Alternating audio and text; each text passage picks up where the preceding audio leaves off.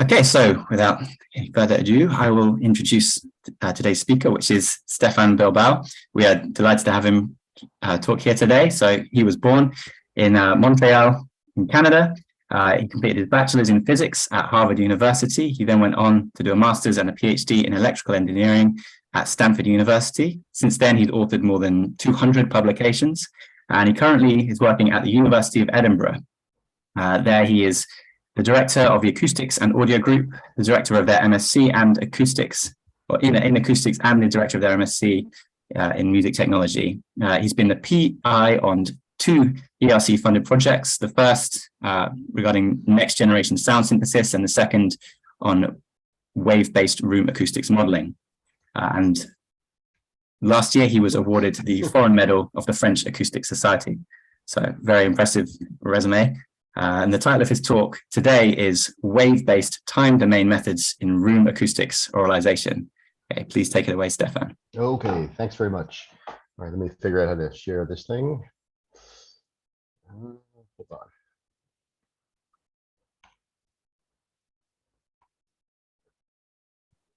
Okay, sound. Okay, how's that looking? Looks good to me. All right, so let me just start this off. Okay, so thanks a lot for having me. Thanks, Andrew, for the invitation. This is long overdue, I think, this talk. I think we first talked about it back in 2020, but then life got in the way and COVID. So let me get right to it. I'm going to be talking today about wave-based time domain methods in room acoustics auralisation. So wave-based methods offer a complete solution to the problem of room acoustic simulation.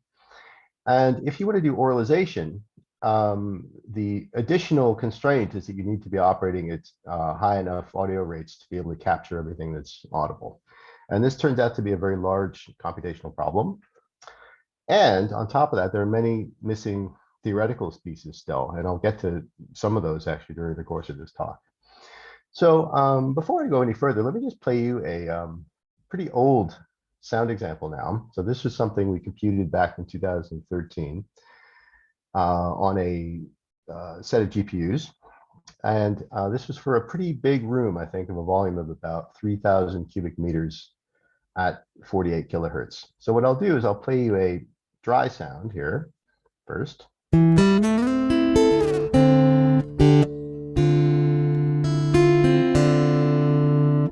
And then this is the sound fed into the full room model.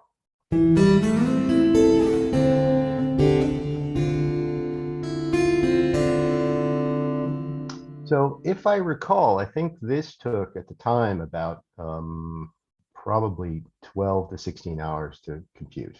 And so these days, of course, things are a lot faster. So this is just to say that this kind of technology is here, it's around, it's possible to do these kind of things now in a reasonable amount of time, though not real time. And today, what I'm going to do is, first of all, just give you a bit of an overview. Then I will take you through the kind of classic approaches to doing wave-based acoustics, so the finite difference time domain and finite volume time domain. And then, time permitting, I'll get into some special topics that we've been working on more recently. So things having to do with higher order accuracy, modeling source directivity, and also immersed boundary methods. And I just wanted to thank my collaborators over the past 10 years who've produced some of the video and sound examples today. So that's Craig Webb, Jens Ahrens over in Gothenburg, and Brian Hamilton. Okay, so let me just give you, first of all, a problem statement for room auralisation. So we can think about this as a linear input-output system where the dynamics of the acoustic field are usually described by the 3D wave equation or a variant of that, and I'll show one variant later. We then need to specify the geometry. And in room acoustics, this is actually the hardest part of the problem. So if you just look around the room that you're sitting in right now, like imagine trying to represent that in some kind of mesh or in SketchUp or something. It's a lot of work just to specify it, and then to get that operating within a framework for simulation is hard as well. So on top of that, we have the problem of supplying the wall conditions. And in the simplest case, we model these as locally reactive impedances, which can vary from one point to another over the surface of the room. And then we will be supplying a driving function, for which we need to specify the location and also possibly its own directivity. And then for the output, we need to specify where we're listening, and then also possibly the number of channels if we're going to try to spatialize the output. So in general, we have input signals going into the room and then producing one or more output channels. And there are two basic approaches to doing this. The long-standing classic approach is the geometric method. So this involves modeling in terms of rays or particles. And then there are wave-based methods, for which you solve for the entire acoustic field in the enclosure. And actually, it's probably best to think about geometric methods as being a subset of wave-based methods for reasons I'll get into in a second. Okay, so let's take a look at geometric acoustics. This is the industry standard. It is what drives these packages like CAT or Odeon or EASE. There are sort of new approaches now coming from companies like Treble, for example, who are hybridizing geometric acoustics with wave-based acoustics. So this is kind of the vanguard of acoustic simulation these days. But in terms of the classical geometric approaches, we have image source methods, there's ray tracing, beam tracing, and then all sorts of variants on these. But the idea is generally the same for all of these. You can imagine a source as emitting either rays or particles, depending on how you want to think about it. These then bounce off all the surfaces in the room, and then they're collected at a receiver, which could be a microphone or your ear. And these methods are descendants of methods that appeared in geometrical optics way back in the 50s. And they can be viewed as a high frequency limiting case of wave-based acoustics. So diffraction is not modeled, but it can be reintroduced with some difficulty through the geometric theory of diffraction. Okay, wave-based acoustics is complete. So it does model all these effects of diffraction. It's inherently a near field model. So if we think about a test case, say, of a source in proximity to some barrier, for high frequency oscillations, there'll generally be a very strong shadow zone behind the barrier. And this corresponds really to what happens in the case of geometric acoustics as well. However, for lower frequency excitation, waves pretty much just bend around these barriers. And it's important to think about the length scales that are typical in acoustics. So the audible wavelengths are between about 2 centimeters and about 17 meters. So for most audible sounds, like including speech, a lot of the energy is concentrated in wavelengths which are relatively large compared to most features of any given space. So we're really in this kind of range where we need to be thinking about diffraction all the time. Okay, so here's a little visual comparison between a geometric simulation at right and a wave-based simulation at the left. And then for the geometric simulation, we're just plotting the sort of the wavefronts or the collections of particles that are emitted at the same time from a given source. And you can already see some of the effects of diffraction that are not being captured in that model. So if you look at what's happening in the lower left of this model, there's a kind of region where there's no diffraction just to the right of that little enclosure. And the wave-based method does capture that. Okay, now when we're talking about wave-based acoustics, it means different things to different people. And there are really several different families of wave-based acoustics methods. There are those that operate in the frequency domain. So where you would be stepping through in frequency and calculating a solution at each frequency and then possibly combining them to get a wideband solution. Or you can operate directly in the time domain where you get a wideband solution directly. And then you can think about methods for which the dynamics are all consolidated into equations that are defined over the boundary. So this is methods like BEM, for example, or you could think about methods that are for which you need to operate over the entire interior of the volume, so volumetric methods. And this breakdown leads to different families of numerical methods. So we see frequency domain BEM, newer sort of time domain BEM methods. And then if you're working with a volumetric method, but in the frequency domain, you might be looking at modal techniques. But today, what I'm going to focus on are volumetric time domain methods. And I'll take you through the classical finite difference time domain methods, finite volume time domain methods, but there are others too. So all the rage these days are finite element methods. So you see a lot of work on discontinuous Galerkin methods, spectral elements, and so forth, but I definitely will not have time to get into those. Okay, so let's now dive into FDTD and FVTD. And let me just say a word about general time stepping methods. So these have a pretty long history. They go back at least as far as Richard Courant's work, maybe even further if you want to go back to Richardson. And they predate the appearance of computers even. In acoustics, what we're normally doing is either solving the equations for first order acoustics or equivalently the 3D wave equation. So if we think about the source-free case, here is our system that describes the time evolution of the velocity field and the pressure field, written in terms of two constants, so the density and the wave speed. Or equivalently, we can think about the wave equation. And I've written it here in terms of something called the velocity potential. Sometimes you see this written in terms of the pressure instead. I prefer working with a velocity potential because it's very easy to retrieve the acoustic field from it directly, just through differentiation. And the other information we need to supply is information about the geometry, the boundary conditions, the initial conditions, which in auralization are usually set to 0 because we're forcing the room rather than setting up some kind of initial condition for it. And then information about the source terms and the receiver. Okay, so let's take a look at FDTD in its most basic form. And this is the discretization of what's sometimes called the Yi type. So where we have a time step, I'll call it K, and some grid spacing, let's call it H.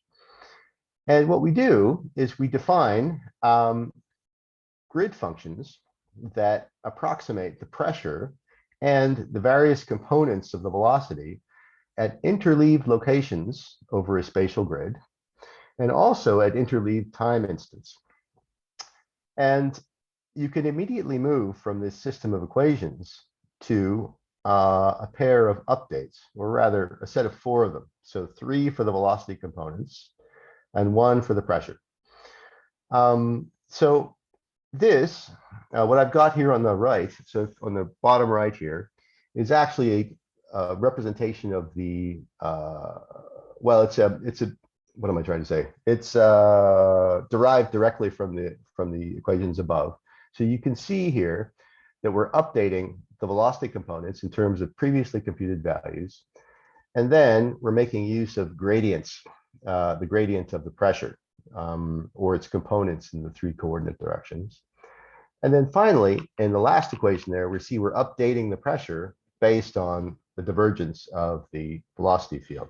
So this is explicit, so meaning you can calculate the next set of values directly from the previously computed set with just using simple operations like additions, multiplications, without having to use any kind of more complicated machinery like matrix inversions or linear system solves.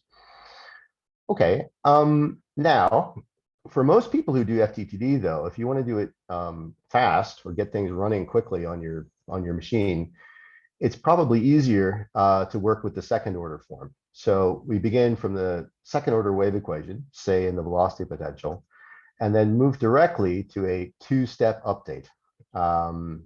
So relying on the last 2 computed values of the velocity potential. So this is probably the most basic FTTD method. It's approximately 1/2 the memory requirement of the method I just showed. And it's also explicit. So we're computing the next set of values from the previous 2 sets. Okay, so regardless of the method you choose, so whether you make use of this very simple one that I've chosen or some like more complicated version with where you require access to more field points, you're going to arrive at some kind of recursion operating at a fixed sample rate. So what you do is you scan through all the points in the field at any given time instant, update the values, And then when you finish scanning, you go and reset the state for the last two time steps. So what are the sort of strengths and weaknesses of working this way? Well, the strengths are that you have complete access to the acoustic field everywhere. Another characteristic of all time domain methods is that the solution is wideband. So you're not stepping through frequency. You can get the entire solution in one shot. And a nice benefit is that multiple inputs or outputs require no additional cost. So you can imagine sending in, many inputs at the same time, and also drawing outputs wherever you like. And if you think about it, this is very different from the situation in, say, geometric acoustics, where every additional source would give rise to a new set of rays and requiring all of them to be tracked. Here we don't have that. Everything just gets kind of dumped into the soup of the acoustic field. So here are the big factors that we're always thinking about when we design these methods. So first of all, we need to think about efficiency and computational cost. Like, what is the raw degree of freedom count? So what's the memory we need in order to represent the state? What is the operation count in the runtime loop? And also, although I won't get into it today, are there issues having to do with pre-computation or non-state storage? And this is the kind of thing that comes up if you get into finite element solvers over unstructured meshes, because you need to allocate additional storage just to hold on to connectivity graphs and whatever you need in order to characterize the mesh, which you don't have if you work over a regular grid. A big problem is finding ways to maintain numerical stability. How easy is it to find these conditions? How susceptible are they to problems if they're, if you introduce non-trivial boundary conditions, for example? And then there's the problem of accuracy. And we're always having to worry about like the perceptual effects of any particular method that we're using. And we see this most easily through numerical dispersion effects. Okay, so let's first talk about this issue of computational cost. And I'll give you a kind of rough back of the envelope calculation for how much it costs to run one of these things in terms of operation counts and memory. So let's consider a 3D simulation of some room of some given volume V, where the wave speed is c, and we want to be able to compute the solution up to some bandwidth, f sub 0, say. So we know already that we need to be able to resolve wavelengths down to c over f sub 0. And what this implies is a maximal grid spacing, like in order to be able to capture the minimum wavelength. Let's call that h. And if we were to then fill our space with a regular Cartesian grid with this spacing, this gives us a number. So this is kind of almost our price tag in terms of how much memory we're going to need. So let's call it n, and it scales with the volume and the cube of the bandwidth that we want to be able to simulate. So when we move to the operation count, we're going to need to operate on every single point in this domain. So meaning, before I get to that, because we're making use of 2 steps in our method, we need to then double that number. So we get something that's, the final total here is 16 times the volume times the cube of the bandwidth over the cube of the wave speed. And assuming a best case setting where we set the bandwidth to be 1/2 the sampling frequency, then we get an operation count that scales with the volume, but then with the 4th power of the sample rate. So you can see there's a real kind of premium on increasing the sample rate here. So moving from 8 kilohertz to 50 kilohertz is going to incur a huge cost. So we're really always trying to operate as low a passable sample rate as we can. And this is kind of a fundamental bound. I mean, all time stepping methods are going to have to respect this. The only way you can kind of get around this is through some of the newer methods where there are attempts to kind of reduce the number of degrees of freedom. So this is some work I think that's been going on in Eindhoven recently. But there, I mean, it's tricky because you need to think about what you're losing, like if you start discarding degrees of freedom. So if you want to be safe, this is the bound you need to respect. Okay, now let's take a look at this problem of instability. It's a delicate problem, mainly because in general, room acoustics can be viewed as very low loss. So you can think about a room as a very high Q oscillator, meaning that the system is always kind of on the edge of becoming stable. Like you don't have a lot of loss to kind of save you if there are any kind of problems with your design. And you see this in different ways. So here's a purposely badly designed simulation where you see this explosion of energy at the shortest resolution allowed by the grid, so at the spatial Nyquist on the grid. And this eventually swamps the solution. But it's trickier than that because you often see this occurring when you set boundary conditions badly. So here's an example where I have a badly set boundary condition at the right end of the domain, and you see the same kind of growth, but now it's occurring locally at the boundary. So one thing that we've worked on quite a lot up in Edinburgh over the years is energy-based stability. And it's probably best expressed this way. So for a general problem, what we want is for the system to satisfy an energy balance. So the rate of change of the total energy stored in the system, and the total energy includes the energy in the acoustic field, but also energy that may be stored at the boundary due to mass and stiffness effects. We want the rate of change of that to be minus the power loss plus whatever the input power is. And the aim is to try to design schemes that maintain this balance in discrete time. And so in general, what we're doing is we're making use of this physical energy of the system as a Lyapunov function in order to bound solution growth. And these kind of schemes are stable by construction. So let me just give you an example now of that. So let's take the case of a real room. And this is a room of kind of a, well, not really difficult geometry, but not a trivial one either, but also where the boundary conditions are not trivial either. So there's a stored energy component at the boundary, and there's also loss happening at the boundary. And I've got two sort of rolling plots here. In the top one, we see the time evolution of all the different components of the energy. And the black line at the top is the total energy. And if you look at the numbers sort of flickering there just above that, you see there's variation down in about the, I think it must be about the 16th digit. So if you were to zoom in on that line over the course of this simulation, you'd see the plot at the bottom. So what you see are these variations in the energy balance that are down at the level of machine precision. So basically, we build this into all of our codes kind of as a debugging tool. So what we're looking for is to make sure that this energy balance is maintained over time down to machine precision. And if we see any kind of variation beyond this, well, we know that there's a bug somewhere, basically. And it doesn't really tell you where the bug is, but it's extremely useful to at least have this in order to monitor the behavior of your method. And then once you're satisfied with the performance of the method, you can then, comment that part of the code out. So it's something you use at the intermediate stage, but it's been enormously useful over the years, I'd say.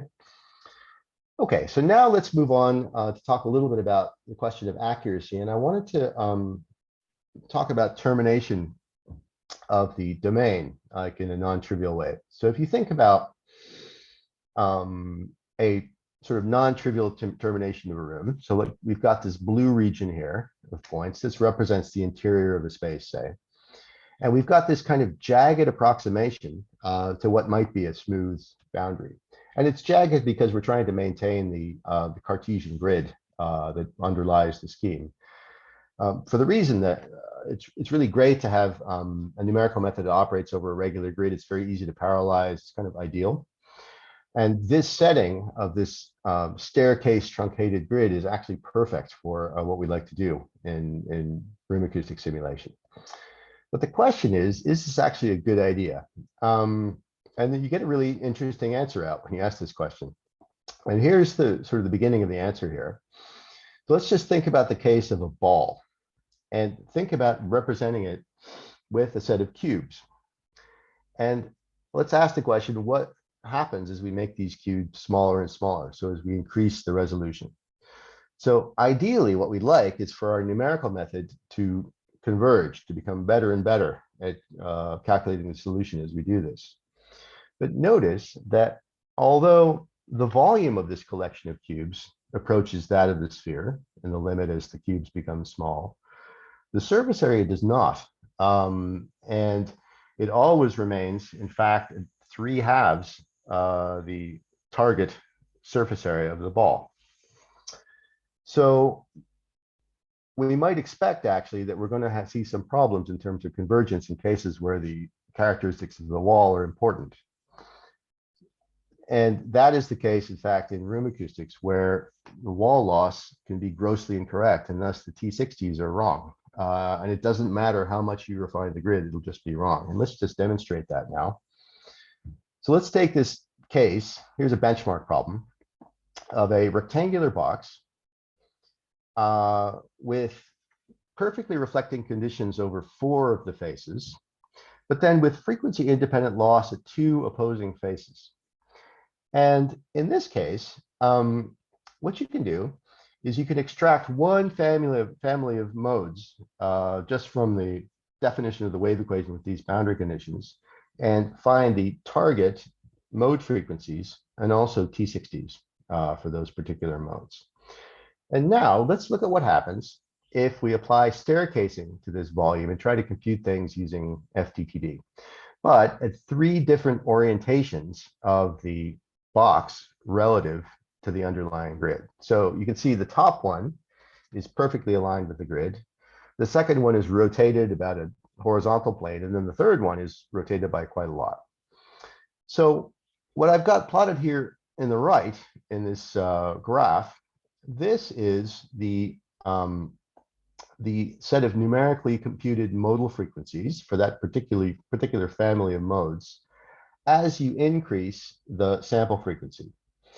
So, and what we see is that convergence is slow, first of all, but it does sort of settle down to the correct set of modes eventually. Now, what's interesting, though, is that the T60s don't converge.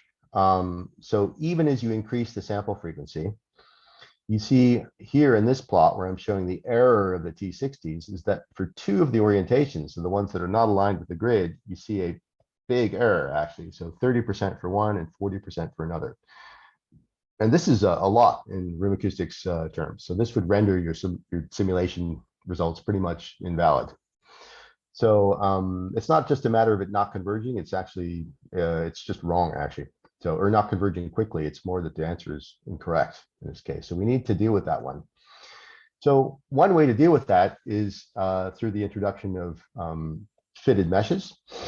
And the simplest way to do it, and one that retains a kind of relationship with finite difference time domain methods, is through finite volume methods. So you can think about finite volume methods as kind of midway between something like FDTD, which operates over a regular grid, and something like a finite element method that's maybe completely unstructured. Has a long history of use in CFD, electromagnetics, and the basic idea is to employ integral forms of the equations, similar to BEM, kind of, but now over volumes, where we have cell volumes, face areas, and then we discretize over cells. So where we have pressures associated with the cell centers, and then velocities at the cell faces, or rather normal components of velocities at the cell faces. So it's interesting because you see this kind of interleaved form emerging when you think about things now in terms of average pressures over cells and also fluxes basically at the cell walls. Okay, now that's the general case if you had a fully unstructured mesh. However, if you look at these finite volume schemes with regular arrangements of cells, so something like cubes, for example, this just reduces exactly to FDTD that we saw before. So you can think about this as a generalization of FDTD, but there are other interesting generalizations too. So this one on the right here has actually turns out to be great for doing room acoustics, has much better properties in terms of dispersion. So this is built using cells that are rhombic dodecahedra. And a good approach we found to FDTD or FVTD that works well when you're trying to parallelize codes over a GPU is to make use of regular cells over the entire interior of the domain, and then with specialized unstructured meshing happening right at the boundary. So you just have kind of minimal meshing that you need to do, but for the large part of the domain, everything just kind of operates in bulk. So that tends to run very well, in fact. Okay, so now let's take a look at what this does to this problem of the box. So here were our modal frequencies in the case where we use staircasing. And then when we fit just some cells around the boundary, we get nearly a perfect match, even at very low frequencies. And then for the problem of the T60s, where we saw large errors under rotations of the box relative to the grid, that's now solved because we've now approximated the total surface area of the box correctly. Okay, now another place, like beyond this question of the T60s, another issue has to do with the temporal coherence of responses when you have this staircasing, because you can imagine, like if you try to represent a smooth wall with something very jagged, it's going to do some damage to the response that you obtain. And let's take this case of this sort of more realistic geometry here under staircasing. And what I've got plotted here are responses computed at different orientations of this geometry relative to the grid. And they should all align, actually, but they don't. So what you see is that they're aligned for the very first part of the response, but later on, it just becomes a big jumble. So there's complete lack of coherence here. But when you fit things, you can maintain this coherence and you have more confidence that you're getting the results that you, in the results that you're getting. Okay, and then I just wanted to say a word about viscothermal effects. So this actually is kind of an important consideration in rooms, because what it does is it leads to long-term frequency-dependent decay. And this is in addition to kind of any effects that you might get at the wall. And so in this case, we need to generalize the dynamics to include these viscothermal effects. And we can make use of something called the Stokes equation, where we have an additional term there now appearing. So we're not solving the wave equation anymore, but something close to it. But we still can maintain this energy balance, in fact. But what we have now is a new source of loss operating over the interior of the domain. And you can extend everything I've talked about so far to cover this case as well. So now, let me just play a few sound examples here. So this is the case of a shoebox room, 1,500 cubic meters, running at 48 kilohertz, and requiring then about 5 gigs of memory in order to represent the field. And the boundary conditions are making use of porous layers, air gaps, and gypsum panels. And in fact, we have 2 resonances in the impedances that describe the boundary conditions. And you can see sort of plots of these responses here in the frequency domain. And what I'll play is some examples here, both with and without viscosity. So here's a dry sound going in. Here's what happens if you just have the frequency dependent boundary conditions.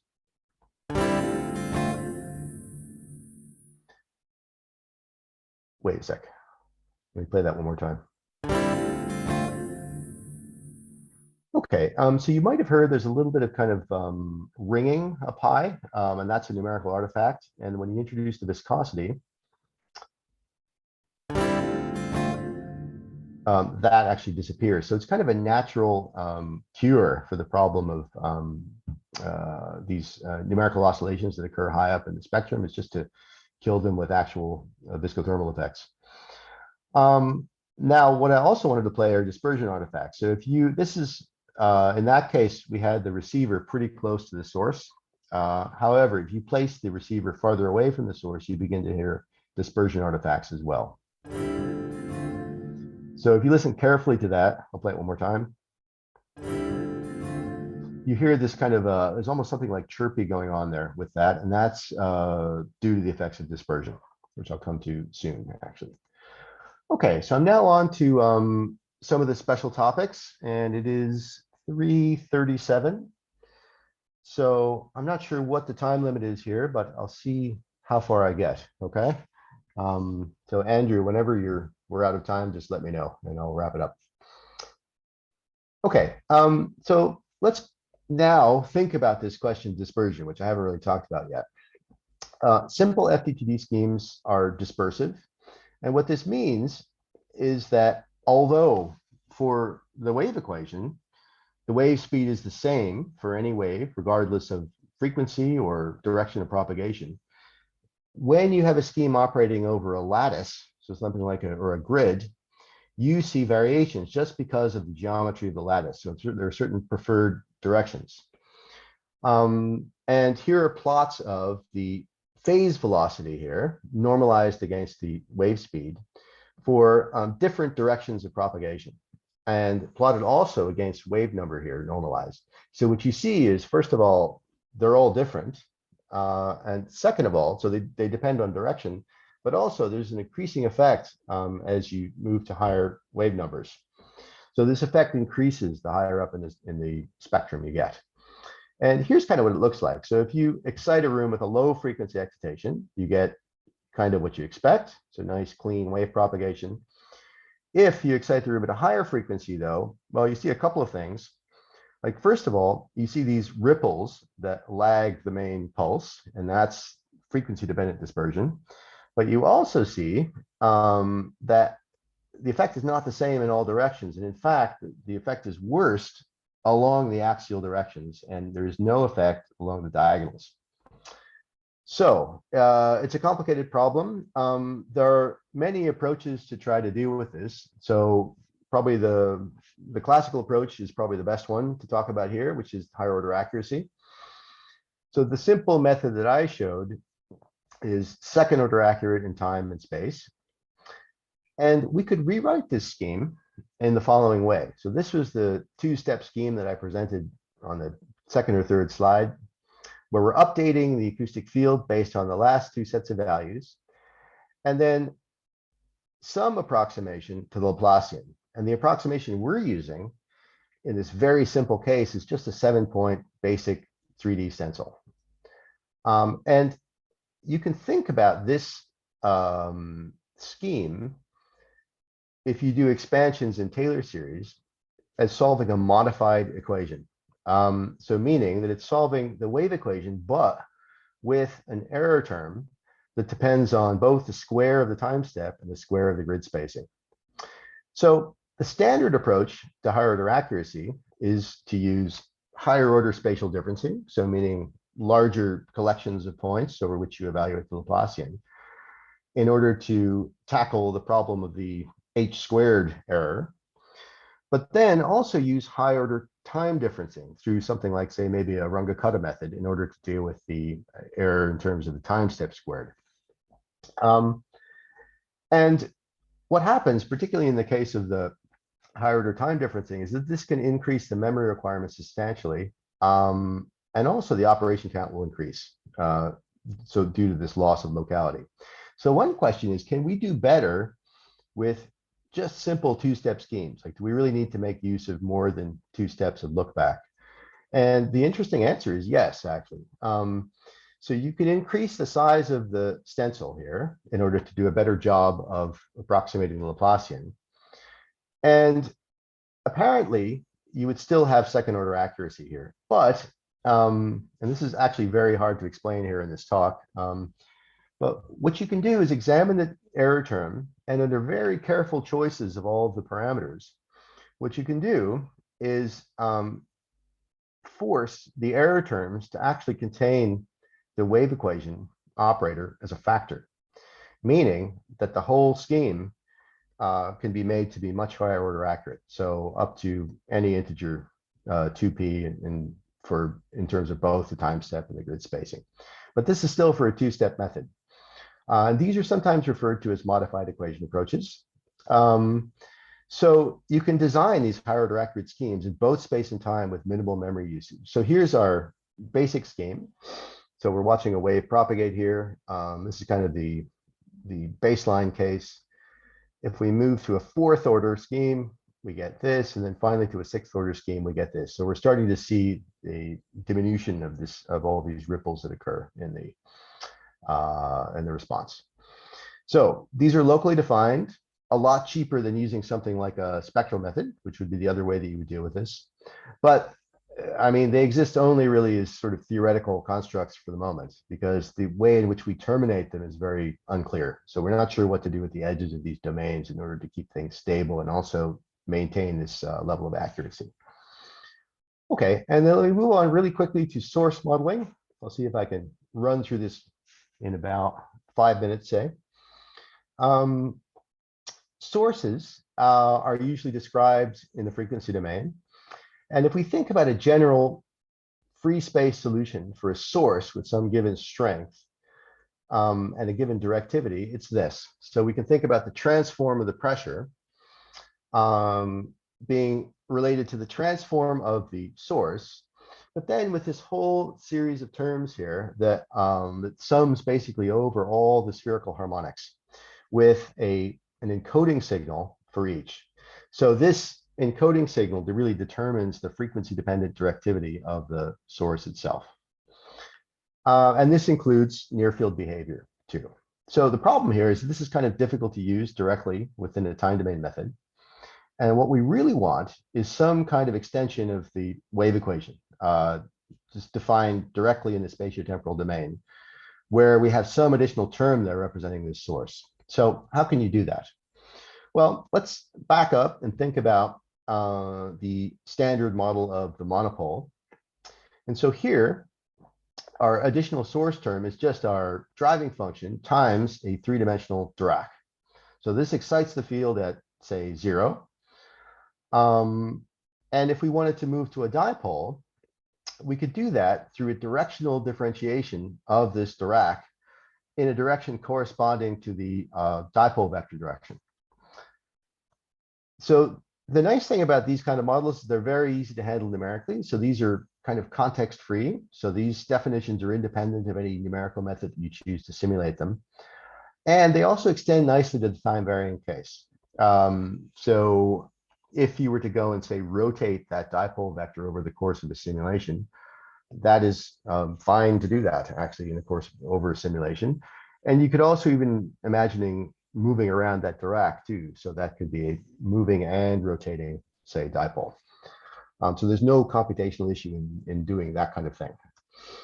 And also the source is modeled locally. So this carries over to the numerical methods too. And this is important because we want to make sure that, you know, whatever our source is, it doesn't start to affect a large part of the domain if we try to model it. Okay, so now let's talk a little bit about spherical harmonics. I'm going to take the real orthonormal set here. So these are indexed by L and M here. So L runs over the non-negative integers and M over a set that depends on L. And you can either write these as functions of two angles, or another representation is in terms of the components of a unit length 3 vector. And here is what the spherical harmonics look like in Cartesian form. And the reason that we're making use of a Cartesian form here is so that we can easily make the transition to a numerical method that operates over a Cartesian grid. So the way that you make that transition is by associating with each spherical harmonic a particular differential operator. So what you can do is replace that unit vector by a gradient. And that gives rise to a family of differential operators that follow the same pattern as the spherical harmonics. And what you can then do is employ these within a full model of source directivity. So we have here our wave equation terms, the usual ones on the left. And now we have a sum over a bunch of source signals here, which are derived from the driving signal through filtering by basically a channel filter for that particular spherical harmonic. And then we have these special operators, each associated with one spherical harmonic applied to the Dirac. And this, in fact, I haven't shown it here, but this recovers that general directivity pattern for a point source, both near field and far field. And it leads directly to local explicit FDTD methods. So let me just show you some pictures now, and then I'll quit, okay? So let's just think about basic FTTD with the usual 7-point stencil. And suppose we're operating at 44.1 kilohertz. And let's look at the directivity patterns we generate using this particular model at 2 kilohertz. And you regenerate pretty much perfectly all the spherical harmonic patterns. However, these should be independent of frequency. So any given directivity for one component should not depend on frequency, but in fact it does actually. And this is another effect of dispersion. So what you see as you move upwards in frequency is the distortion of the directivity due to dispersion effects in the scheme. And you see that was for the monopole at left. This is for the, I think for the 2-0 harmonic. And it's actually, this is kind of an open question. Like we're not sure how to, reduce or separate this effect from or how to design the approximation to the spherical harmonic differential operator and how that needs to relate to the design of the scheme. So that's kind of open, I would say. But what you can then do finally is go and fit to measured data. So this model gives you a pretty straightforward means of fitting to measured frequency dependent directivity patterns. And we went and got data from one of the loudspeakers at the IEM cube in Graz. And first of all, we have our measured directivities as a function of frequency. And what we did is we truncated them to 6th order spherical harmonics. So this is still based on the original data here. And then we derived from these all of the filters that were required and then ran FTTD and generated output, and you get a very good match actually. So I think that it is probably time to quit. Oh, I'll show you one more thing, actually. Yeah, so one thing you can also do, of course, if you can do a point source with some directivity, you can also deal with distributions. So if you wanted to deal with something like a piston or a line source, that's pretty easy to do as well. So this is circular piston with 10th order spherical harmonics, and you do start to see some distortion there in the field, right? You can rotate this fairly easily. That's one of the benefits of working with spherical harmonics, but you can also spin this thing like while the simulation is running. Okay, and I think I would love to talk about immersed boundary methods, but I feel like it's time to quit. So I think I will. Brilliant, thank you very much. It's a fantastic talk.